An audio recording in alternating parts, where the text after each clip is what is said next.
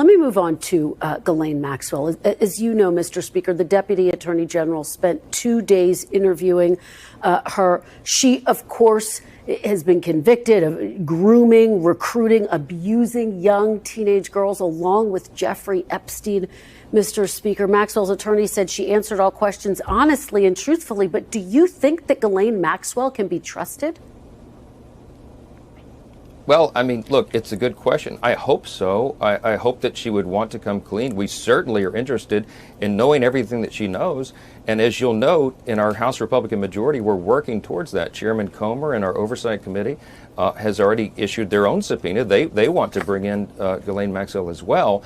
I hope she's telling the truth. She is convicted. She is serving a 20-year sentence for child sex trafficking. And so her character is in some question. But if she wants to come clean now, that would be a great service to the country. And we'd like to know every single bit of information that she has. I certainly hope she's telling the truth. By now, we all know that Trump has been floating the idea of pardoning longtime Epstein associate Ghislaine Maxwell. Right-wing media is already putting in the legwork ahead of the anticipated pardon, reframing Maxwell from a very complicit, willing participant in / facilitator of Epstein's worst schemes to that of just another victim of a dead sex trafficker. This reframing is meant to put all of the blame squarely on Epstein, vindicating those in his innermost circle, because if Maxwell is a victim, then maybe it could plausibly be argued that everyone else on the list is also just an Epstein victim of sorts. Of course, a pardon for Maxwell would also presumably buy her silence, and God knows that Trump is desperate for silence surrounding Epstein. There are a few reasons why Trump's pardon plan might not go the way he's hoping it will. For one, Trump has not been able to get his base or the Democrats to shut up about Epstein despite all of his best efforts and then some. His old tricks are simply not working where any of this is concerned. And part of the reason for that is he built his entire candidacy and his presidency off of being the subversive candidate, the outsider who was going to drain the swamp. He was going to expose and expunge the so-called deep state, but forget about expunging anyone. He can't even get the exposing part done right. Drain the swamp was a rallying call for his base. Trump became an interesting and viable candidate for them based largely off of that one single promise. This is something that his base cares deeply about, and this is not going to go away for Trump. Another reason why this pardon for Maxwell might not yield the desired result is because Maxwell is not the only one with dirt on Trump and Epstein and their relationship. The information can still find its way out to the public.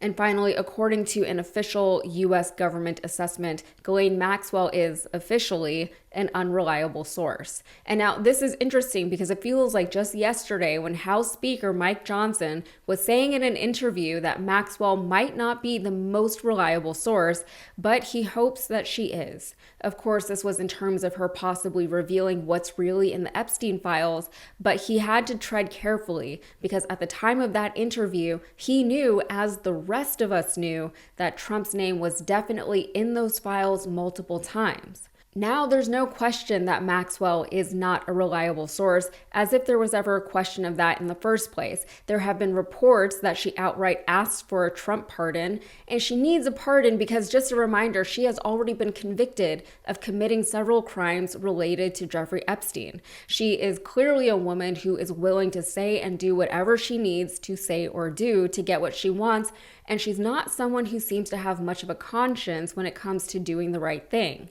That's why people were hoping that she had more than just her own word of what really went on with Epstein and his various associates, not just Donald Trump. People were hoping that Ghislaine Maxwell had actual evidence as to what went on. But here's what the official Justice Department memo from 2022 had to say about exactly that.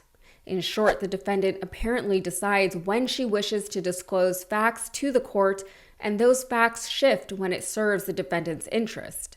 If anything stands out from the defendant's sentencing submission, it is her complete failure to address her offense conduct and her utter lack of remorse. Instead of showing even a hint of acceptance of responsibility, the defendant makes a desperate attempt to cast blame wherever else she can. Again, Maxwell's trustworthiness should never have even been a question. Her word should never have counted for much by itself either way at any point. It's kind of sad, actually, that Trump's angle here is to make her, of all people, appear to be remotely trustworthy. It is a very, very desperate move on his part. Besides, Maxwell has a documented history not just of lying repeatedly, but of lying repeatedly under oath. For instance, she lied under oath in a civil deposition connected to a lawsuit brought by one of the victims, and she lied again, saying that she had cut ties from Epstein in 2002 when there was evidence to the contrary. She also lied about the state of her finances. So here's more from the memo. It says the defendant's attempt to cast aspersions on the government for prosecuting her and her claim that she is being held responsible for Epstein's crimes are both absurd and offensive. She should be held accountable for her disturbing role in an extensive child exploitation scheme.